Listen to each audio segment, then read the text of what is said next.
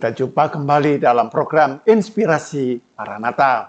Program Inspirasi Maranatha merupakan program yang lahir dari hasil kajian dan penelitian para dosen Universitas Kristen Maranatha Bandung.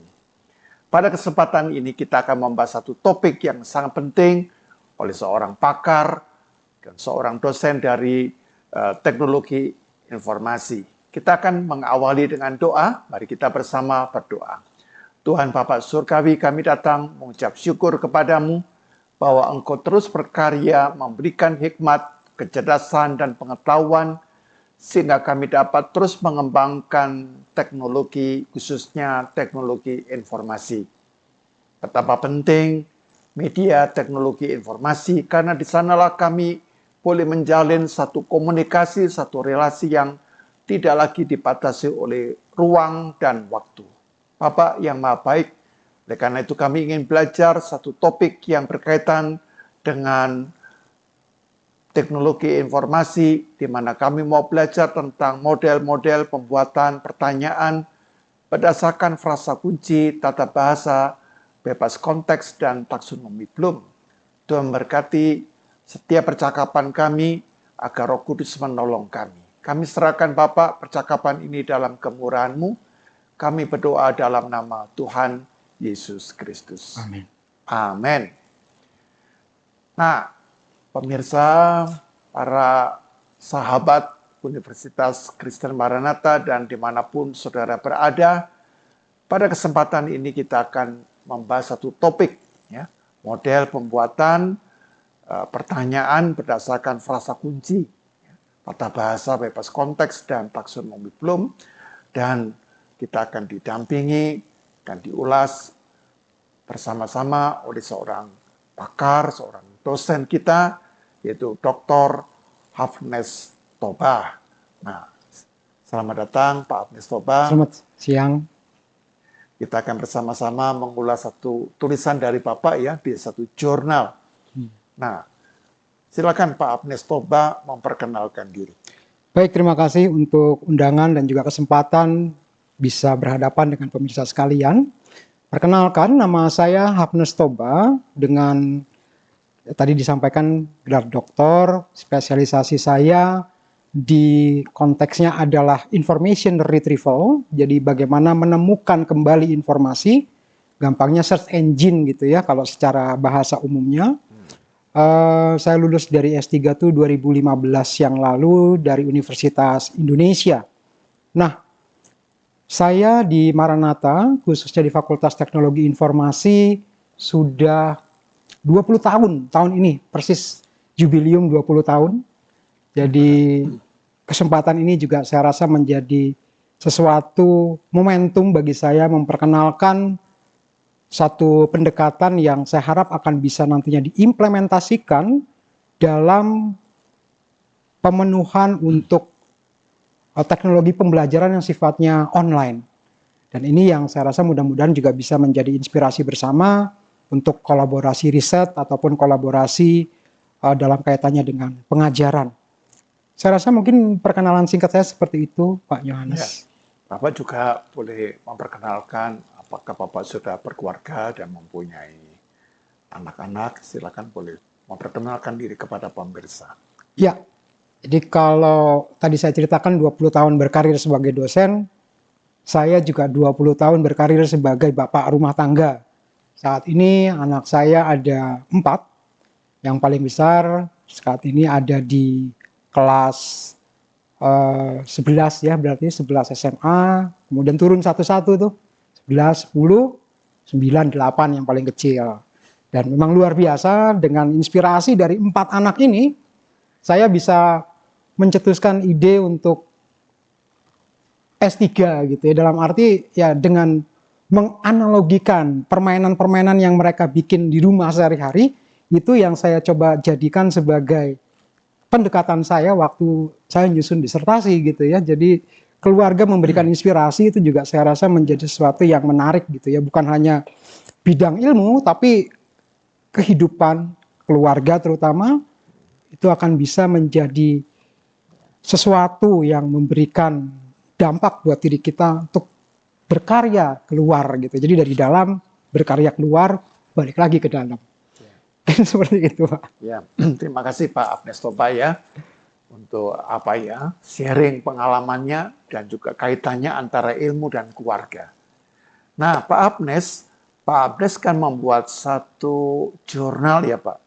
Ini Iya. sudah diterbitkan ya Pak. Ya, jurnal ini diterbitkan di tahun 2021.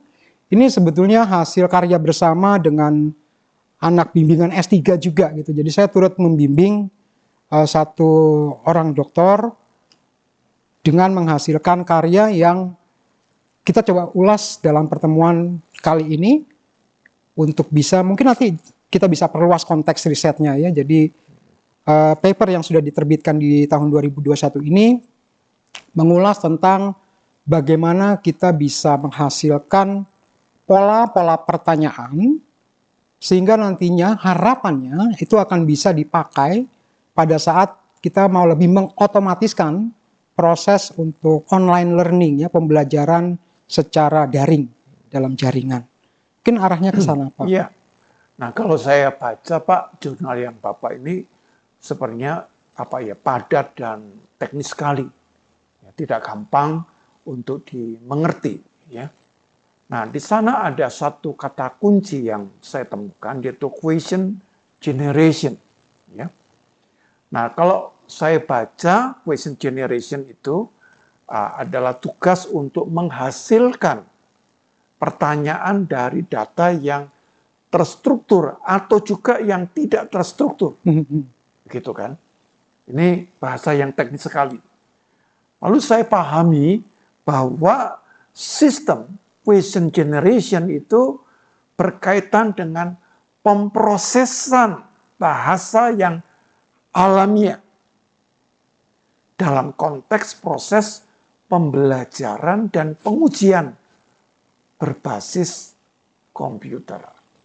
Nah, Pak Toba, jadi apa sih yang dimasukkan dengan sistem question generation itu? Silakan Pak Toba. Ya, saya juga perlu untuk mensimplifikasi ya, untuk bisa menjelaskan ini. Jadi saya nggak akan terlalu banyak menggunakan istilah-istilah teknis. Tapi saya mau mengartikan bahwa question generation ini adalah suatu mekanisme, suatu cara yang secara otomatis akan bisa menghasilkan atau membangkitkan pertanyaan-pertanyaan dari sekumpulan teks atau sekumpulan dokumen yang sebelumnya sudah disediakan.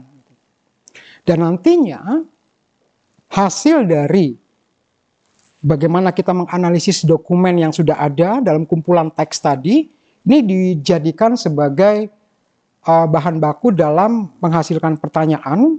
Dan di dalam paper ini atau penelitian yang sudah kami lakukan ini, kami mencoba untuk mengarahkan pertanyaan-pertanyaan tadi sesuai dengan jenjang pencapaian pembelajaran yang dibawakan di dalam kelas. Jadi bukan sekedar pertanyaan yang begitu saja dibangkitkan atau dihasilkan, tapi disesuaikan dengan apa sih yang mau dicapai dalam pembelajaran di kelas gitu. Jadi misalkan di satu sesi pertemuan tujuan pembelajarannya adalah untuk membimbing siswa sehingga mampu untuk menghafal gitu ya, atau untuk mengenali komponen-komponen tertentu atau mengenali aspek-aspek tertentu.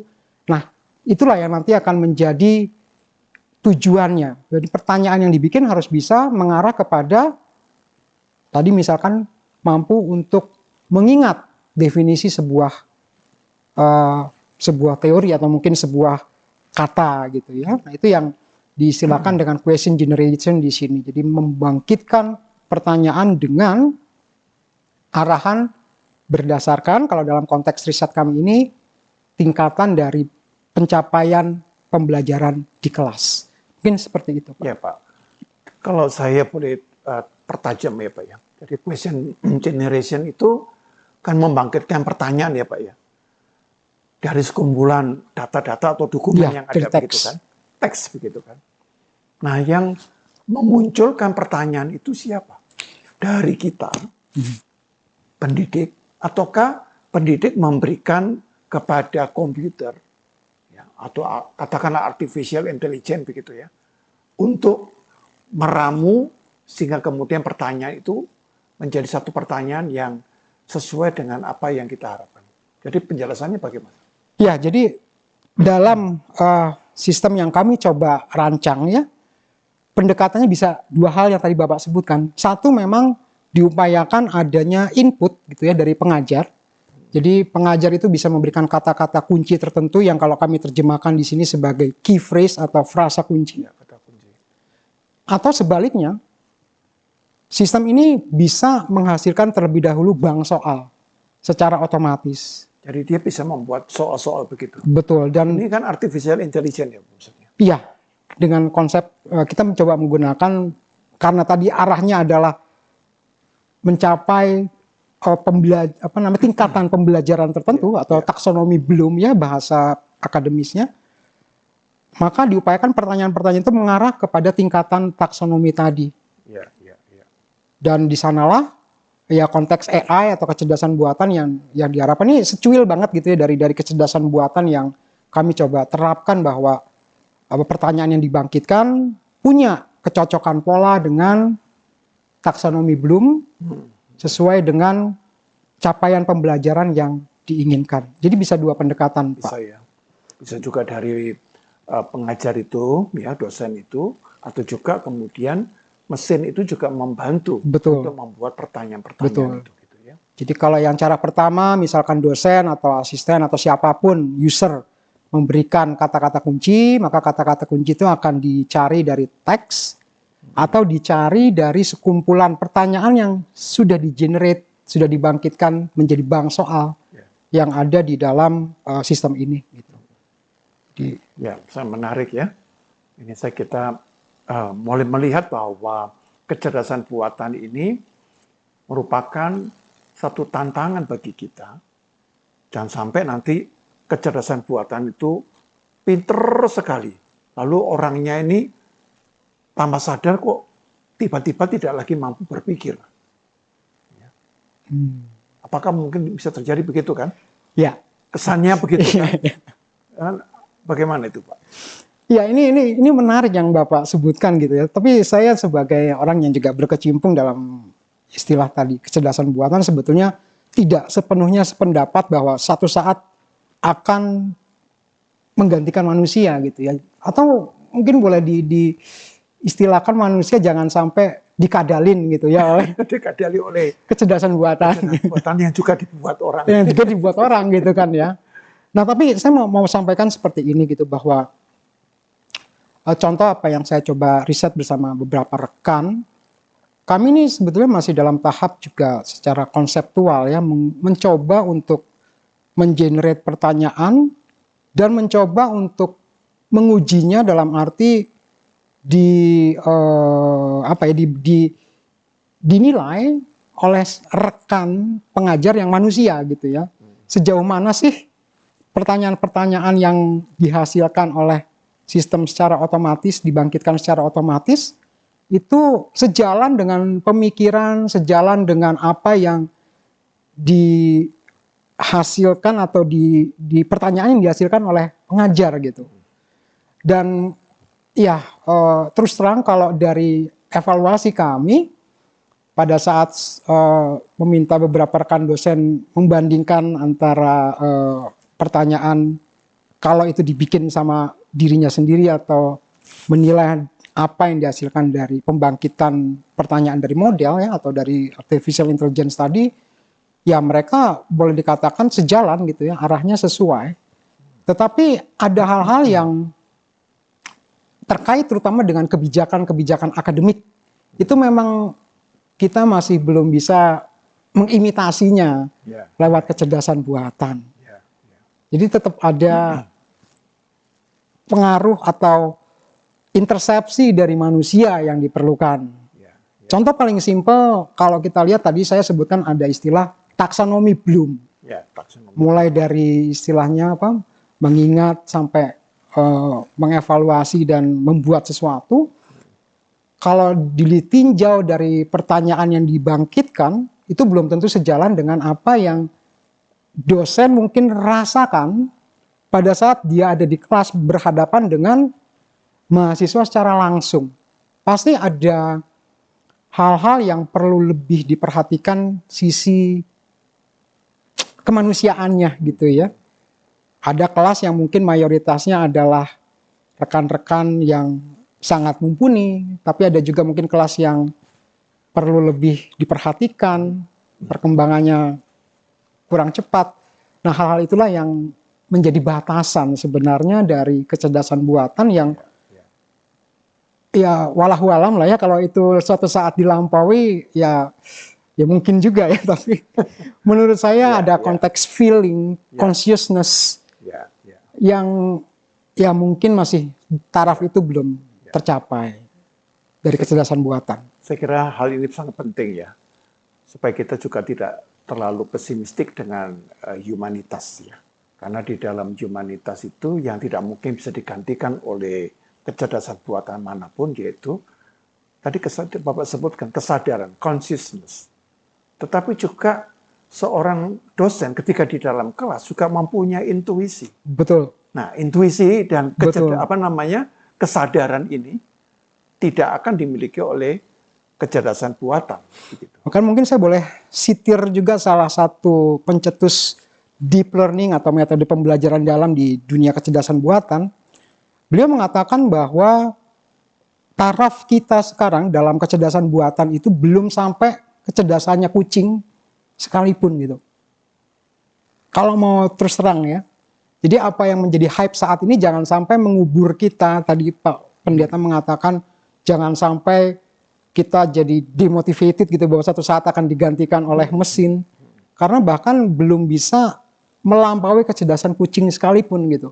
Dan itu diungkapkan oleh Lan Yichun, itu seorang pencetus deep learning. Jadi kita juga jangan pesimistis. Ingat bahwa secanggih apapun perangkat komputer, perangkat teknologi, tugas utamanya adalah membantu manusia. Seperti itu yang mungkin kita perlu terus sadari. Tadi jangan sampai dikadalin, itu gampangnya gitu.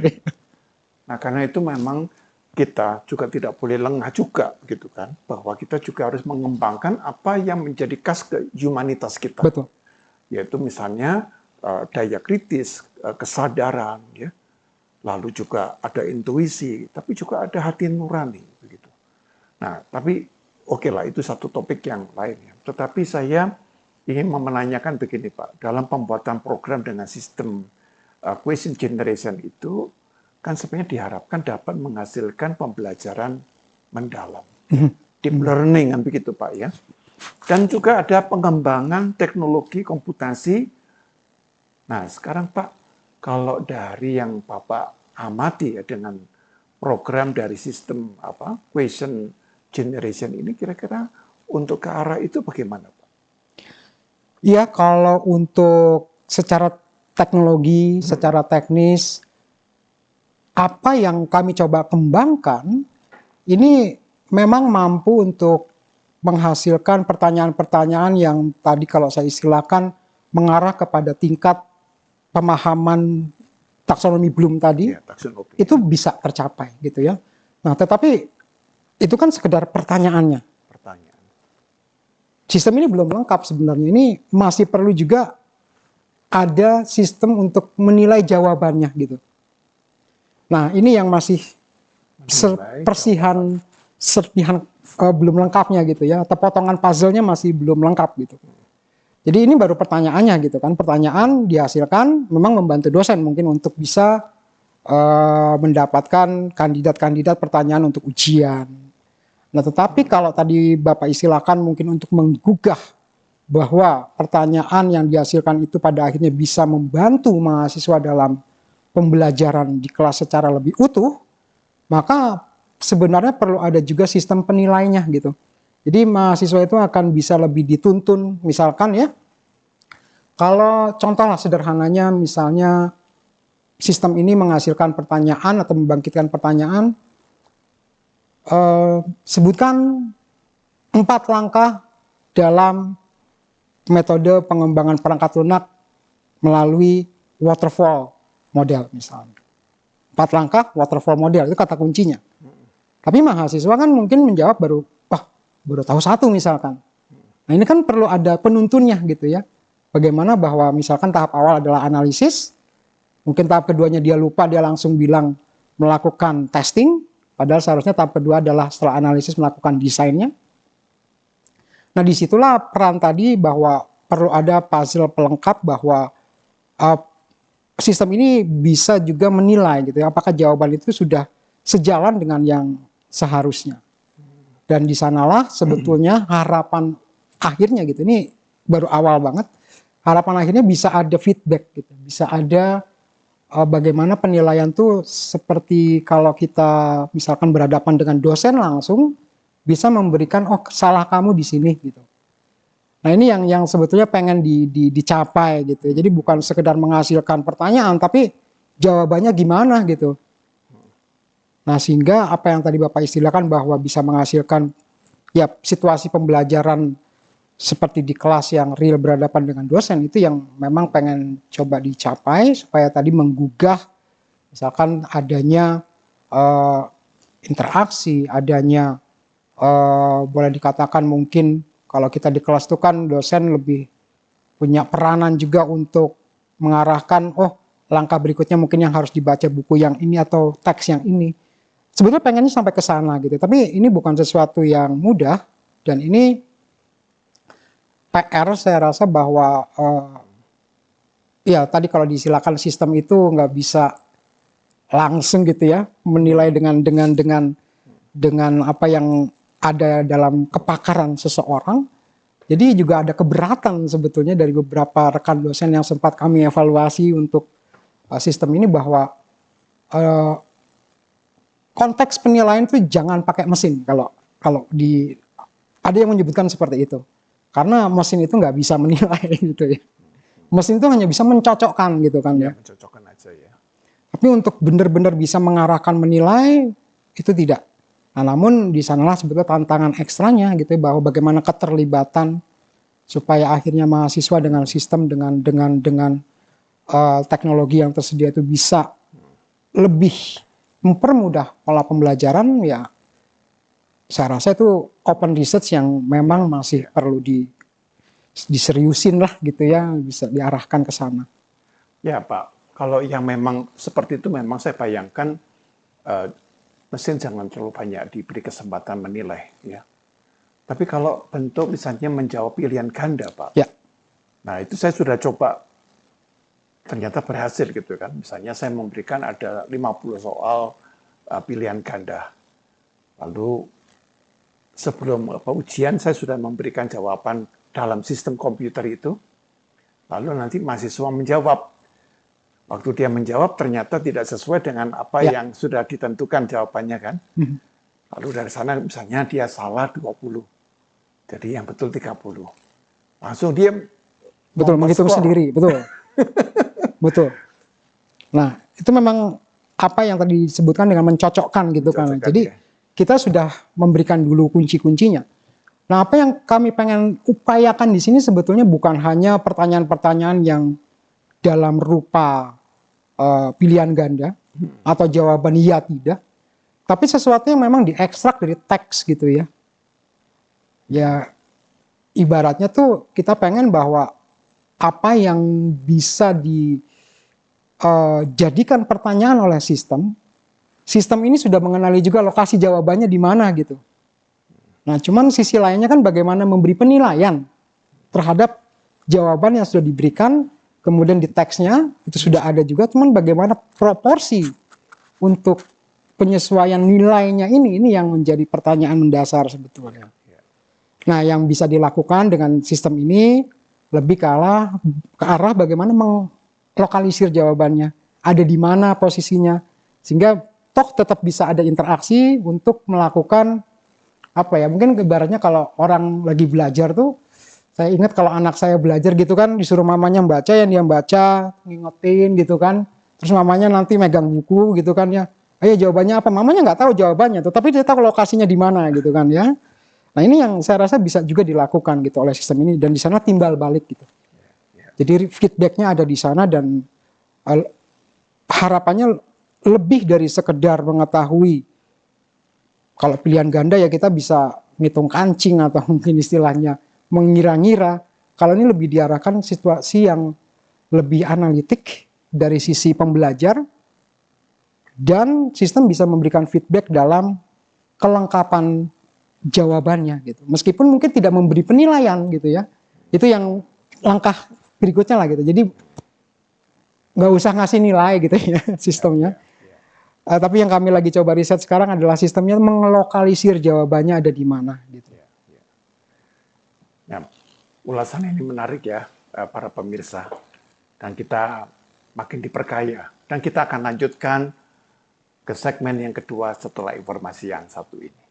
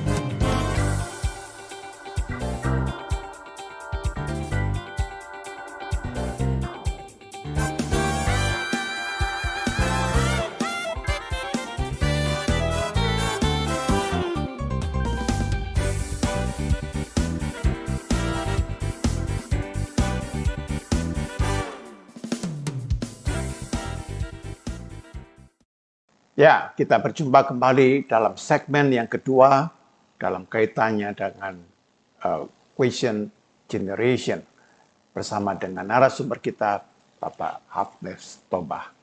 Pak Hapnes, tadi kalau saya baca dalam penelitian yang Bapak lakukan, itu yang menyatakan bahwa sistem question generation ini masih terbatas pada perkuliahan materi yang lebih bersifat teoritis, Pak. Ya. Namun belum pada materi yang menggunakan angka dan perhitungan. Ya. Skema atau kode program ya seperti matematika, ilmu komputer, ya, dan juga sistem pemrograman yang lain, gitu, Pak. Apakah bisa dijelaskan ya, Pak ya, kenapa question generation ini masih terbatas pada materi yang bersifat teoritis, Pak, dan belum dapat digunakan materi yang menggunakan angka, skema, kode program itu ya? Kira-kira bagaimana itu bisa dijelaskan? Iya, ini memang hal yang menarik sih, Pak Pendeta. Jadi waktu di awal riset ini hendak dilakukan, memang timbul pertanyaan gitu ya. Sejauh apa nih kita perlu untuk mengolah atau membangkitkan pertanyaannya. Dan tantangan ekstra memang akan terjadi pada saat kita misalkan perlu membuat pertanyaan terhadap sebuah gambar misalnya. Gambar itu kan perlu diinterpretasi gitu ya, perlu untuk diartikan. Nah, sedangkan secara misalkan mau otomatis misalkan kita mengartikan sebuah gambar, itu tentu akan susah gitu ya, sulit sekali. Bahkan sekarang ya memang ada sih sistem-sistem yang sudah mau mencoba untuk menghasilkan atau mengenerate gambar gitu ya, atau mengenerate sebuah tulisan, tapi untuk mengartikan sebuah tulisan atau mengartikan sebuah gambar itu belum ada gitu. menafsir lagi. menafsirkan atau menginterpretasikan. Dan oleh karena itu sistem ini ya memang keterbatasan utamanya nggak bisa menginterpretasi gitu ya. Yang bisa dilakukan adalah mengimitasi apa yang ada, yang sudah ada dalam bentuk yang bisa diolah oleh komputer. Dalam bentuk yang bisa diolah apa? Bentuk yang memang sudah terjadi interpretasinya, yaitu dalam bentuk tulisan. Jadi setelah ada keterangannya, setelah ada deskripsinya, setelah ada tulisannya, tulisan itulah yang kita ingin analisis gitu. Tulisan terhadap gambar atau tulisan terhadap rumus matematika itu bisa dilakukan.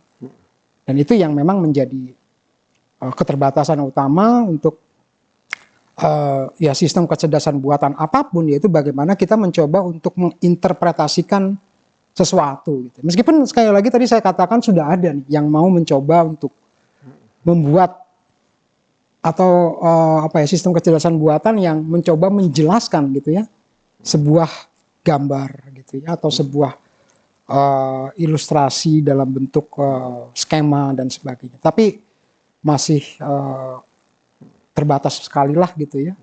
Dan peranan manusia juga tadi sekali lagi kembali ke peranan manusia tetap dibutuhkan untuk bisa menjadi penafsir atau menjadi penginterpretasi terhadap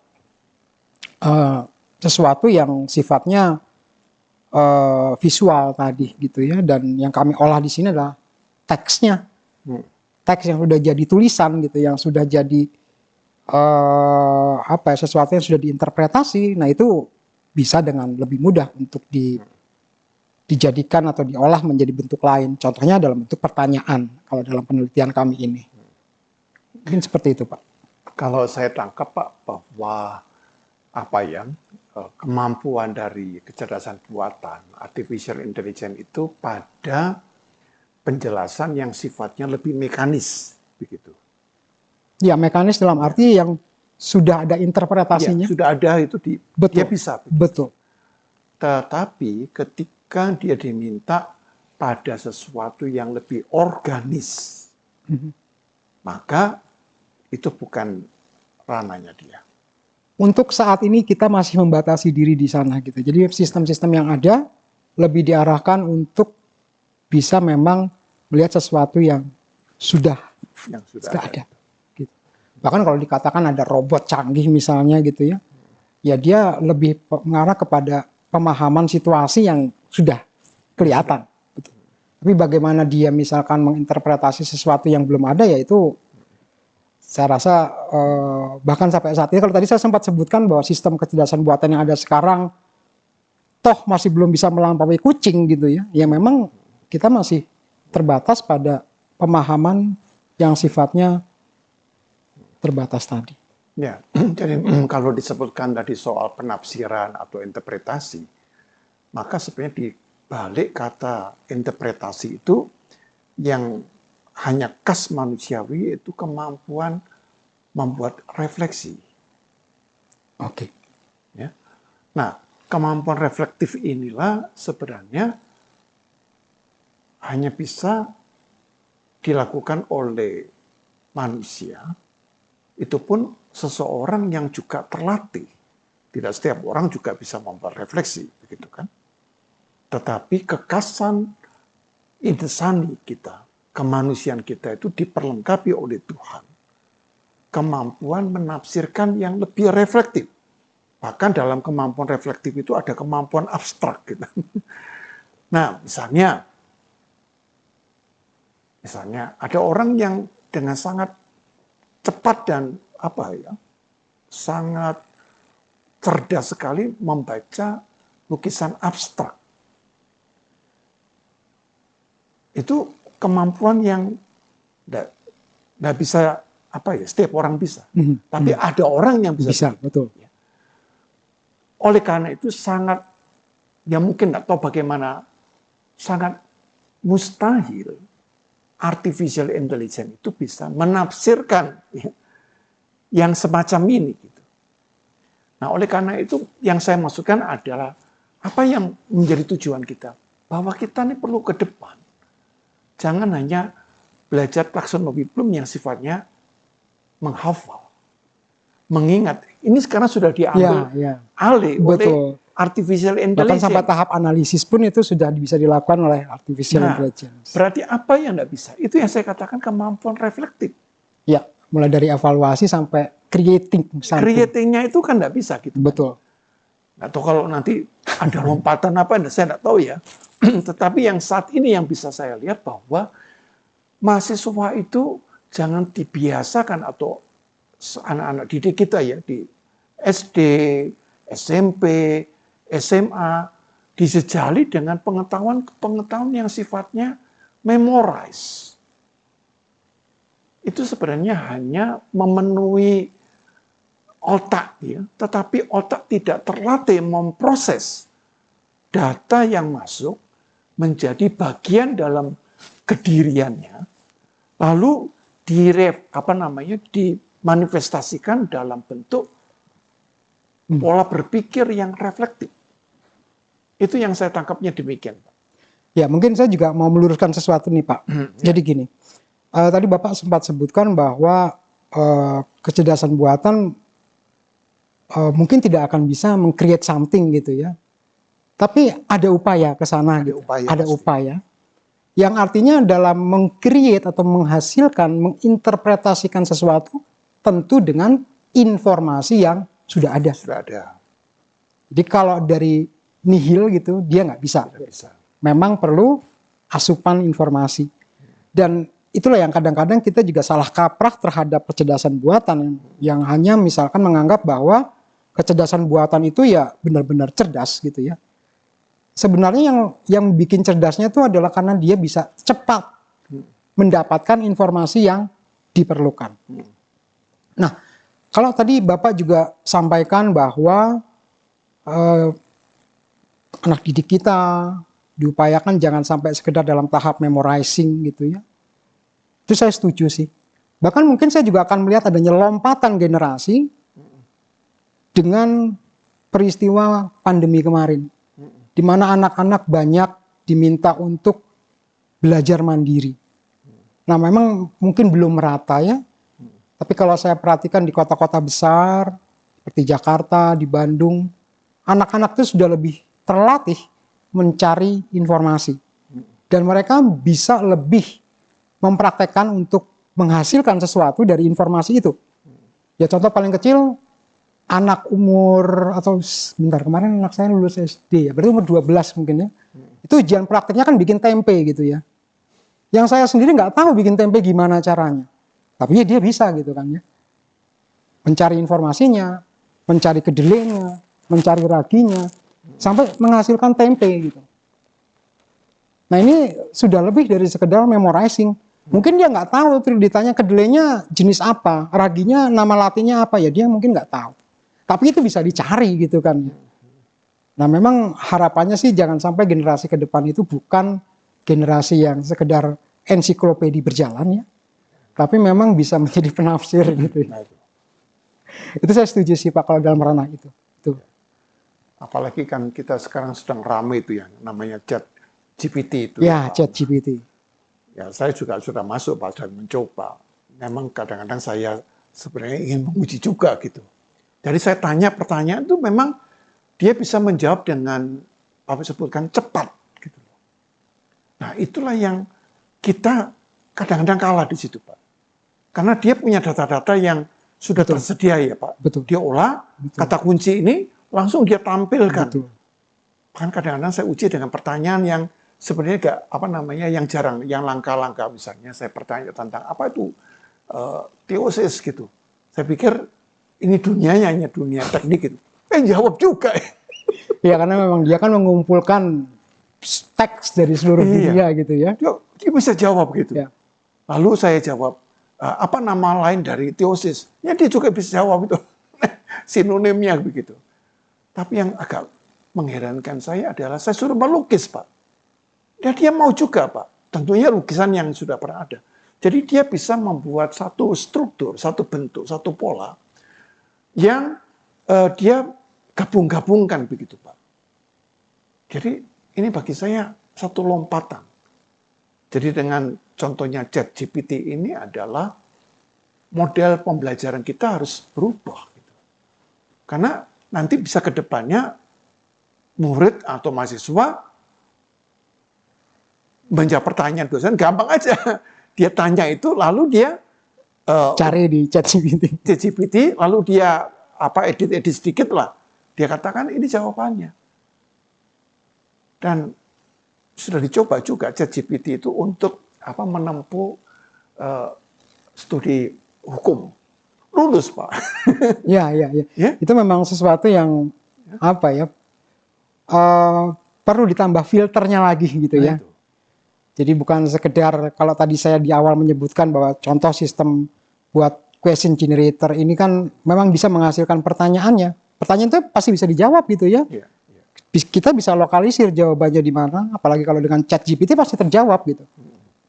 Nah, cuman kalau tadi Bapak istilahkan ada lompatan lagi berikutnya yang mungkin kita perlu antisipasi adalah ya bagaimana kita mencoba untuk menilai otentisitas gitu ya. Ya, otentisitas, kata kunci itu. Dari apa yang dijawab gitu. Dan di sanalah yang memang menjadi PR juga bagi kita pendidik terutama untuk bisa menjamin hal itu gitu. Nah, dan yang kami coba lakukan memang kalau di dunia riset nggak ada hentinya ya. Ya kami juga sedang mencoba terutama dengan teman-teman di fakultas ya sekarang mencoba untuk menilai seberapa mirip sih kode program yang dihasilkan oleh mahasiswa di kelas dengan apa yang ada di ChatGPT atau dengan hal itu kami mencoba melihat karakteristik apa gitu sebenarnya yang menjadi ciri khas yang perlu dijadikan sebagai pembelajaran sehingga kita tahu bahwa oh ini tuh memang program yang atau kode program yang orisinal, ini kode program yang cuman copy paste misalnya. Nah, itu yang juga tantangan gitu ya dan apa yang tadi saya sebutkan di awal bahwa sistem question generator ini misalnya ini setengah dari puzzle-nya gitu. Dia bisa mengenerate tadi Bapak contohkan melukis istilahnya ini juga ibaratnya melukis gitu ya, melukis dari apa yang sudah ada tapi dalam bentuk pertanyaan. Nah, justru PR lebih besarnya adalah menilai jawabannya gitu. Jadi ya triknya pasti ada lah gitu ya. Pasti ada yang kita bisa coba sebagai cara untuk menilai gitu ya. Dan ya ini yang jadi bahan riset berikutnya gitu ya. Kami lagi upayakan sih di fakultas kami ada salah satu kelompok tim riset yang memang mencoba untuk melihat karakteristik apa terkait dengan kode program terutama yang orisinal dengan yang ini mah copas nih gitu. Itu yang kami coba lagi cari gitu ya bentuknya dan di sanalah nanti akan menjadi bekal juga bagi kami pendidik untuk bisa lebih berperan di kelas gitu. Jadi bukan sekedar minta mahasiswa, ayo bikin program kayak gini atau bikin program itu, alah sebentar dicari dapat gitu ya.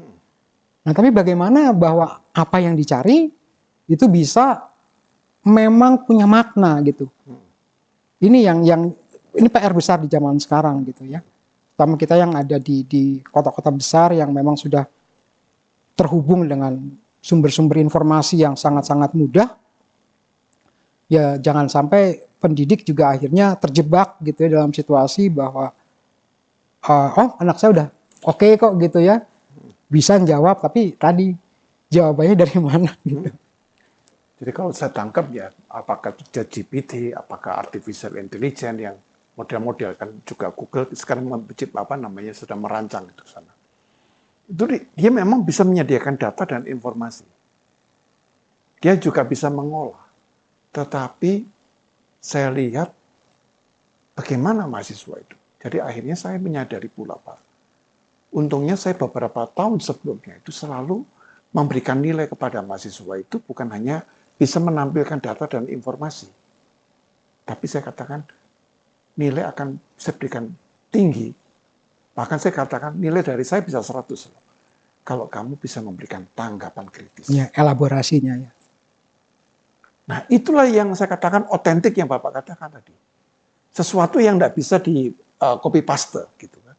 Jadi sesuatu yang lahir dari daya kritis. Nah, daya kritis itu adalah kemampuan orang membaca konteks. Nah, membaca konteks ini kan tidak bisa dilakukan oleh artificial intelligence. Konteks dalam pengertian yang khas, individual, kan tidak bisa, Pak. Dia bisa memberikan gambaran umum, bisa.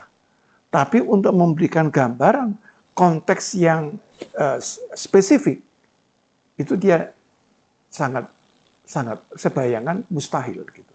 Hanya manusia yang bisa, karena hanya manusia yang berrelasi dengan lingkungannya, maka dia bisa memberikan penilaian dari konteks lingkungannya itu. Itu yang saya katakan, saya coba terjemahkan apa yang Bapak katakan tadi, otentisitasnya di situ. Nah, Pak Amnes, juga dalam jurnal yang Bapak sampaikan itu, Bapak sebutkan ada 2 metode yang ditawarkan, yaitu mengekstrak frasa kunci dari teks masukan, key phrase from input text, dan yang satunya menghasilkan pertanyaan berdasarkan hasil ekstraksi kata kunci, extracted key phrase. Nah, ini agak teknis ya Pak, tapi biarlah kita juga belajar. Iya. Silakan Pak. Ini menarik sih. Tadi Bapak sebenarnya udah angkat isunya di awal. Jadi metode key phrase from input text sebenarnya adalah yang tadi Bapak istilahkan kalau ada dosen yang misalkan memasukkan kata kunci. Oh gitu ya. Jadi mengedepankan peran aktif dari user. Untuk menghasilkan pertanyaan dari sekumpulan teks yang memang menjadi pinpoint atau menjadi highlights-nya gitu ya. Jadi misalkan user memberikan kata, misalkan kalau di bidang saya metode waterfall misalnya, untuk software engineering atau pengembangan perangkat lunak.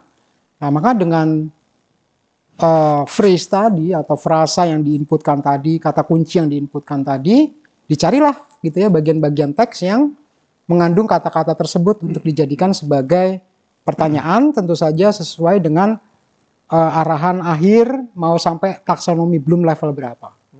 Itu metode key phrase from input text.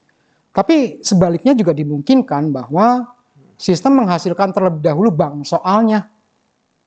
Nah, di sini yang menarik sebenarnya bahwa kalau kami istilahkan di sini sebagai extracted key phrase. Itu mengedepankan ekstraksi porsi atau bagian tekstual untuk nantinya mengisi template yang kami sediakan sesuai dengan tingkatan dari taksonomi Bloom. Nah, tetapi kalau hanya sekedar mengambil kata kunci dengan kata kunci yang bisa sudah diartikan oleh manusia gitu ya, yang manusia udah ngerti, ini agak riskan juga gitu karena komputer kan sebetulnya dia nggak ngerti arti gitu, dia menginterpretasikan ya kalau sekarang masih dalam komputer tradisional ya 0101 gitu ya, menginterpretasikan simbol gitu kan ya. Nah akhirnya kami mengupayakan bahwa simbol yang diinterpretasikan adalah simbol-simbol yang berasal dari sintaks kalimat. Oh, sintaksis ya. Sintaksisnya gitu ya. Jadi kan kalau kita mengurai kalimat, kita bisa tahu ada subjeknya apa dan subjek itu biasanya berupa kata benda gitu ya, atau predikatnya berupa kata kerja. Nah ini yang kami coba pelajari dengan, nah kebetulan ini paper yang berbeda ya untuk mempelajari. Jadi metode deep learning di paper yang berbeda. Di paper yang ini kami hanya mengurai cara mengekstraksi frasanya. Tapi pembelajarannya, learningnya, deep learningnya itu ada di paper yang lain.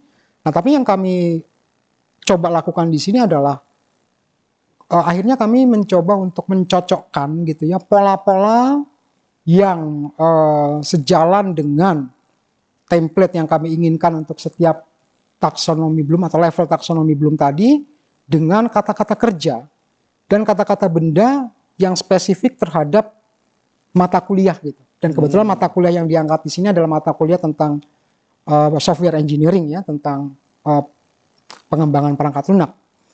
Dan ya memang yang kami tadi kalau Bapak sempat singgung istilah bahwa komputer atau kecerdasan buatan itu ya mencoba untuk mempelajari dari informasi yang sudah tersedia, maka dengan extracted key phrase ini yang kami jadikan sebagai informasi adalah posisi sebuah kata, entah itu kata benda atau kata kerja dalam kalimat, dan itu muncul di taksonomi Bloom level berapa. Dan itu yang kami pelajari, kami jadikan template untuk pembentukan soalnya, dan nanti terciptalah gitu ya kumpulan soal gitu, bank soalnya. Nah ini sebetulnya kayak kalau kita dosen ya kita nyiapin soal-soal dulu lah gitu ya. Nah, cuman soal-soal di sini lebih ke soal-soal yang mungkin supaya variasinya banyak ya, kita bisa tadi mainkan dari sisi sintaksnya gitu ya kan.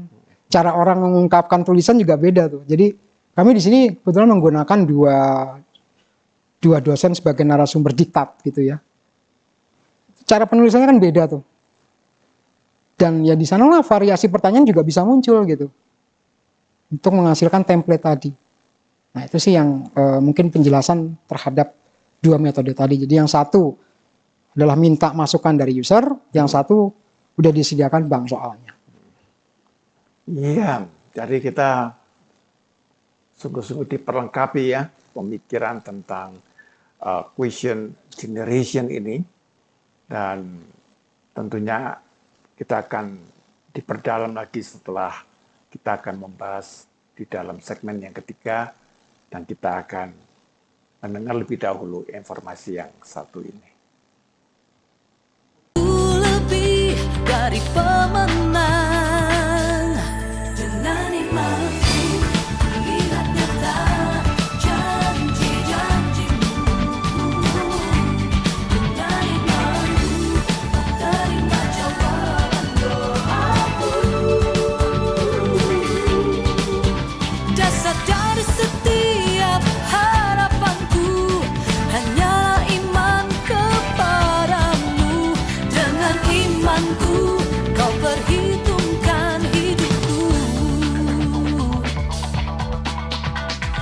Tak mungkin bagi manusia, tapi itu pasti bagimu. Tak layak di mata manusia, namun berharga bagimu. Tuhan yang menjamin hidupku ada di pihak. Ya, kita berjumpa kembali dalam segmen yang ketiga berkaitan dengan question generation bersama dengan narasumber kita, Bapak Hapnes Toba. Pak Hapnes, izinkan saya melanjutkan pertanyaan Pak. Tadi Bapak menyatakan bahwa melalui question generation ini juga berkaitan dengan metode berbasis frase kunci potensial ya, karena mereka punya kemampuan untuk menangkap konteks sintaksis dan juga semantik ya. Nah, tapi disebutkan juga dalam jurnal Bapak itu metode ini dianggap tidak praktis untuk teks input nyata karena tidak dapat diskalakan untuk diterapkan pada volume besar teks input. Nah, ini memang istilah agak rumit ya. Ya, tapi kalau omong-omong gini nanti yang rumit itu menjadi lebih gampang. Ya. Oke. Gimana Pak Toba ini ya? Ulasan ungkapan ini apa yang dimaksudkan dengan tadi ya konteks sintaksis dan semantik teks input itu ya, dan juga bagaimana itu dianggap metode ini tidak terlalu praktis untuk teks input nyata karena tidak dapat diskalakan untuk diterapkan pada volume besar teks input. Silakan. Ya, jadi mudahnya sih gini, kalau kita hanya terpaku pada input yang dimasukkan oleh user, misalkan ada kata kunci tertentu, kemudian kita melakukan matching, pencocokan terhadap konten dokumen yang ada, kita bisa bayangkan kalau konten dokumennya seperti entah Google atau ChatGPT itu kan semua dokumen di dunia gitu ya. Dan kalau itu ditelusuri satu persatu, itu tidak scalable istilahnya, atau tidak terjadilah gitu ya, atau apa ya, boleh dikatakan akan makan resource yang sangat banyak dan sangat lama. Jadi nggak akan cocok gitu untuk digunakan, tidak fleksibel dan tidak bagus lah untuk dijadikan sebagai operasional gitu ya, atau dipakai. Nah, akhirnya tentu perlu cara gitu kan ya untuk bisa mencoba untuk memastikan bahwa katakan kalau ada satu frasa yang diinput oleh user, maka frasa itulah yang nantinya akan menjadi pengisi dalam template pertanyaan yang sudah ada. Nah, akhirnya tadi kalau dikaitkan dengan sintaks kalimat ataupun dalam semantiknya, Berarti pada artinya. artinya di sini sebetulnya lebih mengarah kepada arti dari tatanan kalimat gitu ya. Jadi sebagai contoh misalkan kalau ada pertanyaan misalnya mudahnya gini, berapa usia Anda gitu kan. Nah di sana kan ada kata berapa, kemudian kata usia, kemudian Anda. Maka teks yang harusnya ada untuk menjawab pertanyaan itu, pertanyaan tadi berapa usia Anda, perlu untuk satu memang mengandung kata-kata yang berkaitan dengan usia, dengan Anda, dengan berapa. Tapi kan kata-kata itu nggak muncul di jawaban gitu kan. Kalau saya jawab kan usia saya, Anda jadi saya kan. 45 misalnya. Berapanya jadi 45. Berarti kan ada sesuatu yang missing gitu ya. Ada sesuatu yang memang perlu untuk dicari bentuknya gitu. Dan itulah dijadikan sebagai alasan kenapa kalau di sini disilakan tidak scalable tadi, tidak mungkin untuk dilakukan oleh sekedar mencocokkan. Makanya perlu ada istilahnya learning ya, pembelajaran mesinnya gitu. Yang mengartikan bahwa kalau ada tujuan pertanyaan tadi misalkan taksonomi belum level create misalnya, maka perlu ada pertanyaan yang mengarah kepada misalkan buatlah gitu misalnya. Nah ini kan perlu ada arahan ke antara kata kunci tertentu dengan template pertanyaan, dan sekaligus kalau tadi saya sempat sampaikan di awal, meskipun belum kami lakukan risetnya gitu, tapi lokalisir jawabannya di mana gitu. Nah ini yang kami juga sedang pelajari sekarang gitu, bahwa akhirnya selain bisa mencoba untuk mencocokkan dalam arti bentuk model ya, model itu kan berarti mewakili teks keseluruhan. Jadi hanya mewakili berdasarkan posisi kata, tadi dari sintaksnya, kemudian bentuk katanya, noun atau verbnya, itu yang kami pelajari di dalam model, dan nantinya bisa menghasilkan pertanyaan yang sesuai berdasarkan taksonomi Bloom-nya. Nah itu sih yang menjadi alasan kenapa kami katakan bahwa ya nggak bisa kalau hanya sekedar mencocokkan frasa. Gitu. Perlu ada lebih dalam lagi pembentukan kaitannya gitu antara input user tadi, bukan hanya sekedar kata atau frasa, tapi juga harus diartikan dulu nih posisinya apa sih dia sebagai tadi berapa, itu kan berarti kata tanya terkait angka gitu ya, itu kan ada artinya, ada semantiknya yang kami di bidang natural language processing itu udah ada parsernya gitu, dan itu bisa dipakai gitu untuk mengartikan pembentukan pola, pembentukan template yang kami gunakan dalam question generation itu. Mungkin seperti itu sih kurang lebihnya. Ya, supaya konsep saya bisa memahami saya, tapi yang belum saya pahami itu adalah seorang ahli teknologi informasi itu memindahkan kata-kata menjadi simbol bahasa komputer itu. Saya juga nggak ngerti sih bagaimana interpretasi, Iya kan? tapi itu kan dalam arti ini input kita pada saat kita menggunakan mouse atau keyboard itu kan memang langsung diubah, dan ya hal yang sama juga terjadi gitu ya pada saat kita misalkan menggunakan search engine atau sistem ini gitu kan ya untuk membuat pertanyaan. Ya apa yang kita inputkan itu akan menjadi kode ASCII istilahnya atau kode 0101 yang ada di komputer gitu, dan kayaknya kita nggak perlu terlalu dalam ke sana gitu ya.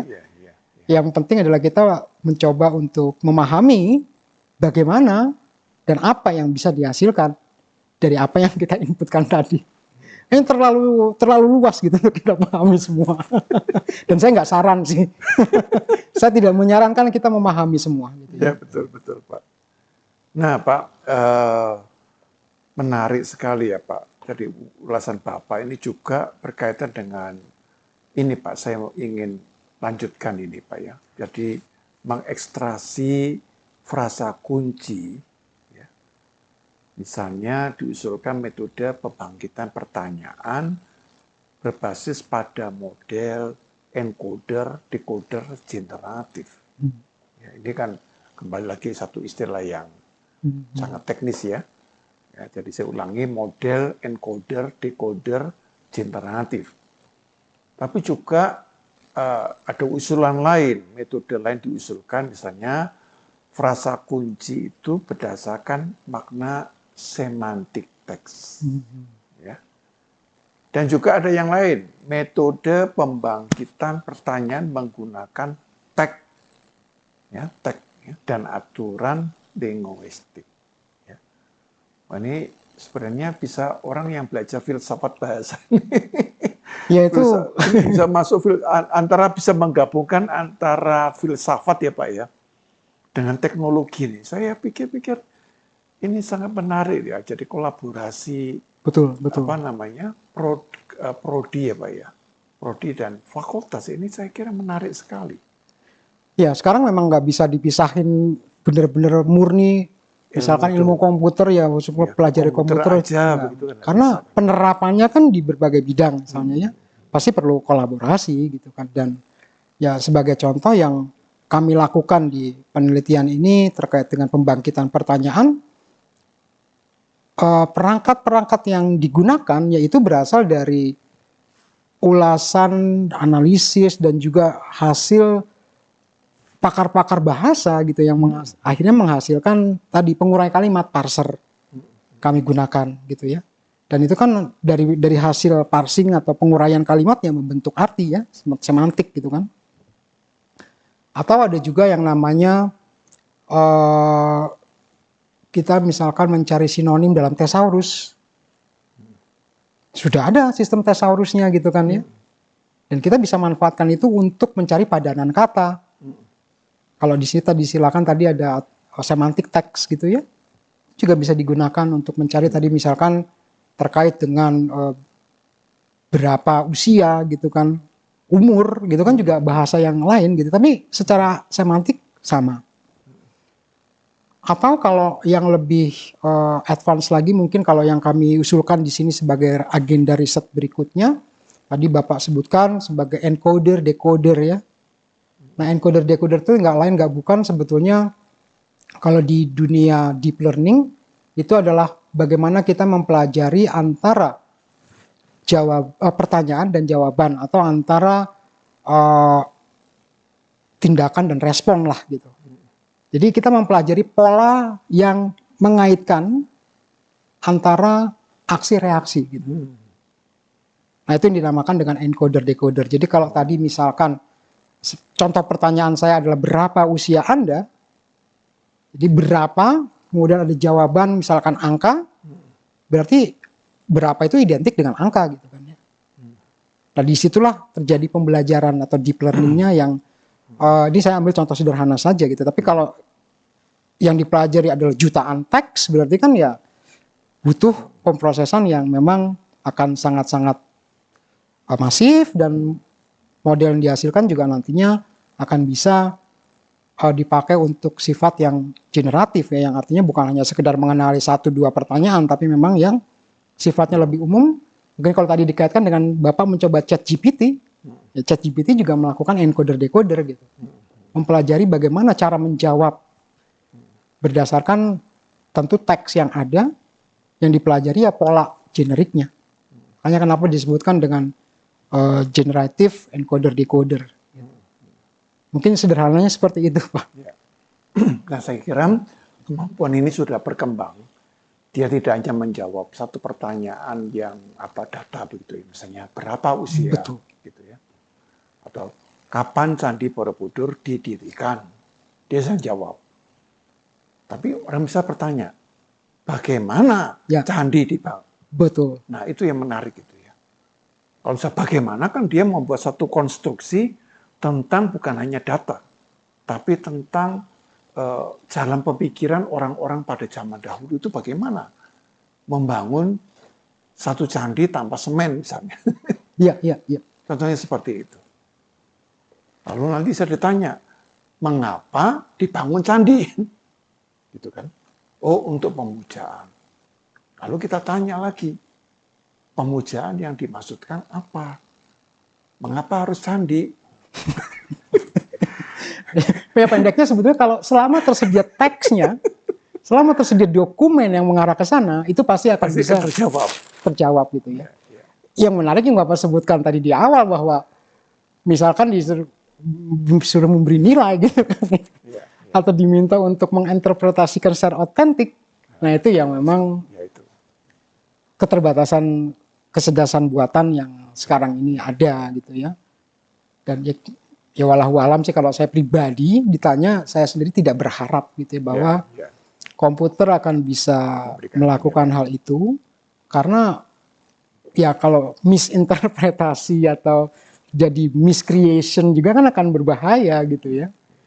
Jadi ya itulah pandangan saya loh Pak ya. Tapi ini masalah etika juga Pak. Artinya mesin membuat penilaian tentang manusia yang hidup Pak. Lalu seakan-akan nanti kalau dia ditentukan untuk bisa membuat penilaian baik dan buruk Pak. Ini bahaya sekali nih. Benda mati ini bisa memberikan penilaian tentang kehidupan manusia, benar dan salah secara moral. Padahal dia sendiri tidak pernah mengenal moral kan begitu kan. Nah, jadi jangan sampai ke arah ke sana begitu.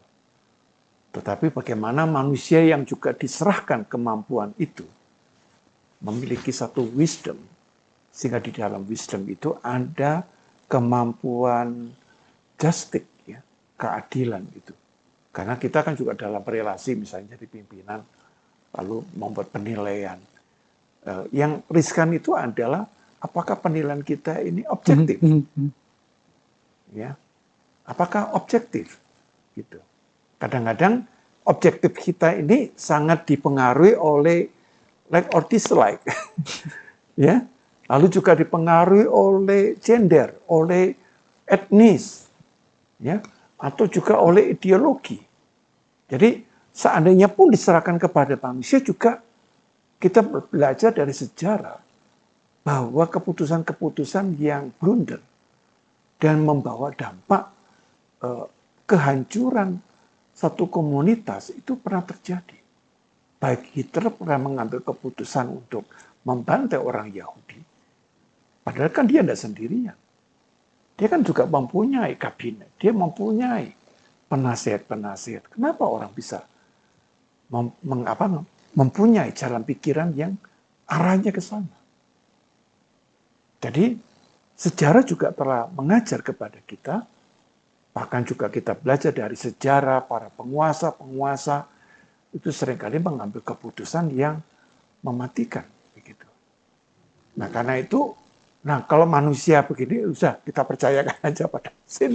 Ya makanya kadang-kadang saya juga kalau lagi refleksi gitu ya, ini kecerdasan buatan jangan sampai menjadi kecerdasan yang dibuat-buat gitu ya. Dalam arti itu, ya kita malah manusia yang sering membuat kecerdasan gitu kan ya. Yang kalau diserahkan kepada kecerdasan buatan yang notabene adalah sistem gitu ya, yang memang bisa dikontrol. Nah, kemungkinan untuk melakukan yang di luar dari yang seharusnya itu lebih kecil gitu. Jadi dia memang punya batasan yang ditanamkan. Nah, tetapi yang akan berbahaya adalah kalau ada mispersepsi gitu ya dari tindakan yang bisa atau tidak diizinkan oleh sistem itu. Tadi Bapak sebutkan istilahnya etisnya gitu ya. Nah, etisnya sebuah sistem kecerdasan buatan ya ditanamkan juga oleh manusia gitu kan. Nah, itulah yang memang kalau saya pribadi masih banyak blanknya sih ya kalau mikir ke arah sana gitu kan ya. Yang saya cuma tahu ya bikin programnya gitu kan ya. Tapi bagaimana sisi etis, bagaimana bahwa itu nantinya akan menjadi dampak yang besar atau tidak, itu mungkin nggak akan terpikir gitu misalkan oleh saya gitu ya, atau mungkin oleh rekan-rekan peneliti yang lain. Bahkan mungkin orang yang bikin ChatGPT juga mungkin nggak akan mengira bahwa itu akan dipakai untuk menjadi sarana ujian tesis misalnya. Atau ujian doktoral. Tapi yang ada imbas-imbas yang kita nggak bisa antisipasi gitu. Ya di sanalah saya rasa kita kembali ke zaman yang kalau saya mengenali dari sisi perkembangan teknologi gitu ya. Ya kita kembali ke istilah universalitas atau universalisme yang di awal dulu tuh diangkat sebenarnya bahwa yang namanya ilmu pengetahuan ya universal, yang artinya memang tidak perlu dibatasi bahwa ini ranahnya orang ekonomi saja, ini ranahnya orang IT saja, tapi imbasnya. Nah, di sanalah kalau saya lihat lompatan yang terjadi pada saat kita sekarang sudah diberikan kemampuan untuk menghasilkan komputer yang bisa memproses informasi dengan cepat, gitu ya, bahwa kolaborasi lintas bidang itu terjadi gitu, dan harus terjadi. Kalau enggak kita nggak akan tahu gitu ya bahwa dampaknya gimana sih kalau ternyata ada sistem kecerdasan buatan yang bisa mereka-reka wajah wanita paling cantik di dunia gitu. Efeknya apa gitu? Dan sebetulnya udah ada gitu kan ya. Dia bisa menggambarkan ini loh wanita tercantik gitu kan ya. Tapi efeknya apa gitu. Nah, itu yang saya rasa juga menjadi PR sih buat kita umat manusia ya, untuk bisa ya, kalau saya sempat juga bandingkan gitu antara ya karbon versus silikon gitu ya, antara kita manusia yang basicnya karbon gitu kan dengan elektronik yang basicnya silikon gitu. Nah, sejauh mana ini terjadi kolaborasinya? Kalau saya lebih mengistilahkan kolaborasinya ya, karena kalau yang kita bayangkan yang jelek-jelek kan ya jangan sampai terjadilah gitu. Jadi memang kita belajar banyak Pak dari sejarah ya, bahwa manusia dalam mengambil keputusan kerap kali juga destruktif ya. Bahkan seringkali membawa kehancuran yang luas dan berjangka panjang. Begitu. Tapi komputer itu agak tertolongnya, artificial intelligence itu tidak punya lack of dislike, tidak punya hidden motive, ya, tidak punya agenda politik. Ya, dia murni gitu. Nah, tadi Bapak sebutkan manusia kan dari karbon, dan ini apa silikon. Intinya adalah komputer itu bisa menyajikan data-data, tapi tetap pengambil keputusan tetap manusia. Seharusnya. Tetap harus seperti itu. Tapi kita tahu bahwa manusia ini adalah makhluk yang karbon ini bukan sekedar karbon, tapi adalah makhluk yang berdosa. Sehingga dalam pikirannya yang terbaik pun juga disisipi oleh dosa juga. Ada motif. Ada motifnya gitu kan. Nah, karena itu di dalam iman Kristen itu kita menyadari bahwa ada dimensi yang ketiga. Kita membutuhkan terang Roh Kudus. Supaya kita menjadi otokritik terhadap apa yang kita pikirkan, tapi tidak serta-merta mengolah data-data dari artificial intelligence sebagai sebuah kebenaran yang dilakukan. Ya. Nah, ini kalau tiga ranah ini kita coba ya, antara karbon, silikon, dan ini adalah Roh Kudus ya Pak. Ya. Kalau mau lebih konkret lagi, ada dasarnya yang di Roh Kudus ini berkaitan dengan firman Tuhan. Ya. Nah, firman Tuhan dengan Roh Kudus ini dijembatani oleh Kristus, Sang Firman hidup. Nah, maka kita menemukan dimensi-dimensi yang lebih matang dan juga lebih hati-hati, lebih melihat kemanusiaan itu dalam skop yang lebih luas, sehingga kita tidak memandang ya dalam mengambil kebijakan itu, wah ini kebetulan ini ya ini saya bela mati-matian. Oh ini orang seagama saya bela mati-matian. Tapi kita melupakan, apakah kamu membela kemanusiaannya dia? Nah ini saya kira menjadi penting pertanyaan ini. Nah jadi karena itu yang question generation ini sebenarnya hanya alat, media-media saja. Jadi jangan dijadikan alat, dijadikan tujuan. Atau tujuan dijadikan alat dibolak-balik. Maka kita menjungkir balikkan kemanusiaan kita. Nah Pak, sebenarnya ada banyak pertanyaan yang muncul ya dalam diskusi ini, tapi kan kita dibatasi oleh waktu. Nah silakan dari Pak Hafnes ya bisa menyampaikan satu closing statement. Silakan Pak Hafnes. Ya kalau dari pengalaman kami dalam menjalani riset ini gitu ya, memang besar harapannya bahwa ini akan bisa membantu tadi ya dalam proses pembelajaran daring. Sehingga mahasiswa juga punya bank soal yang bisa membantu dalam pembelajaran, dan bank soalnya di-generate otomatis, jadi dosen juga tidak terbebani untuk bikin soal. Nah, memang ada keterbatasan ya, bahwa jawabannya kita belum bisa kasih penilaian. Tapi melokalisir jawaban itu ada di mana, karena pertanyaannya dibangkitkan dari porsi teks tertentu, ya porsi teksnya bisa ditunjukkan gitu ya. Jadi pola pembelajaran itu tetap bisa berjalan siklusnya. Hanya memang belum ada nilainya gitu ya. Tapi ya Bapak sebutkan tadi ya memang susah gitu ya. Dan terakhir, kalau dari saya pribadi gitu ya, bahwa apa yang kami sudah lakukan ini sebetulnya punya potensi untuk dikembangkan, khususnya kalau secara keilmuan untuk bahasa Indonesia. Kebetulan study case kami ini basicnya bahasa Inggris. Kenapa?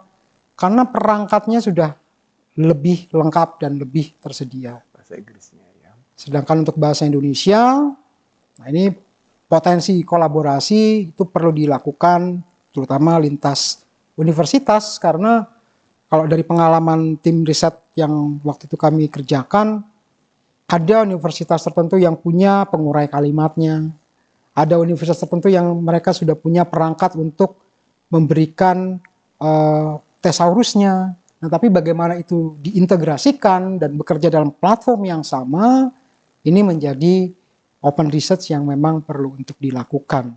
Sehingga bukan sekedar nantinya ya menghasilkan sistem untuk membuat pertanyaan ya, tapi juga memang bisa menghasilkan sistem yang dipakai dalam siklus pembelajaran secara utuh. Itu sih yang menjadi harapan berikutnya, Pak Pendeta. Ya, terima kasih Pak Apnes Toba ya. Kita telah belajar satu ilmu yang walaupun rumit, tapi ini satu hal yang menarik, yang menantang.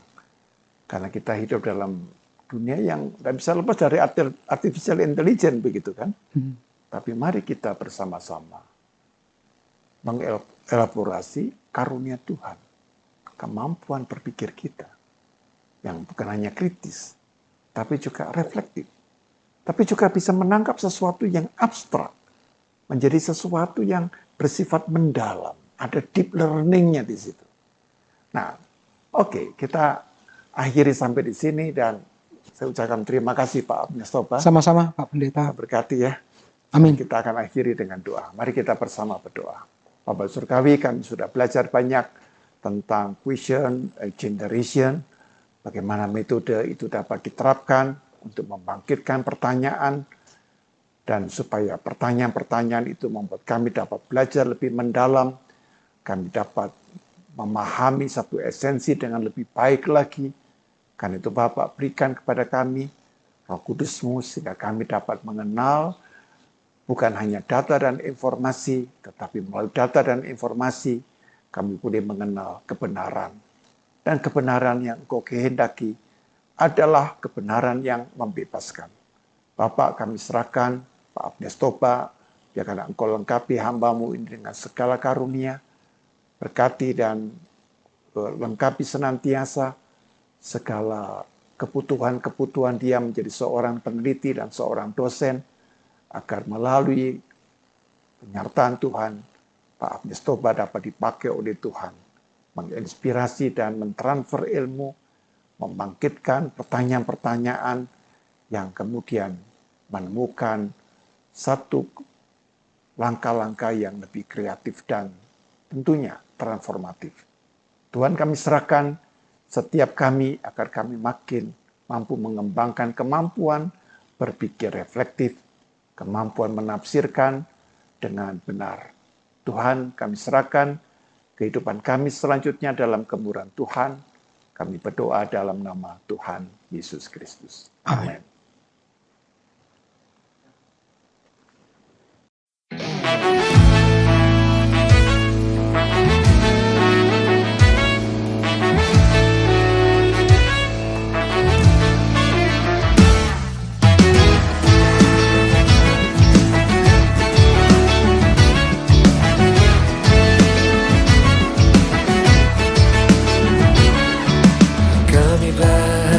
Ketika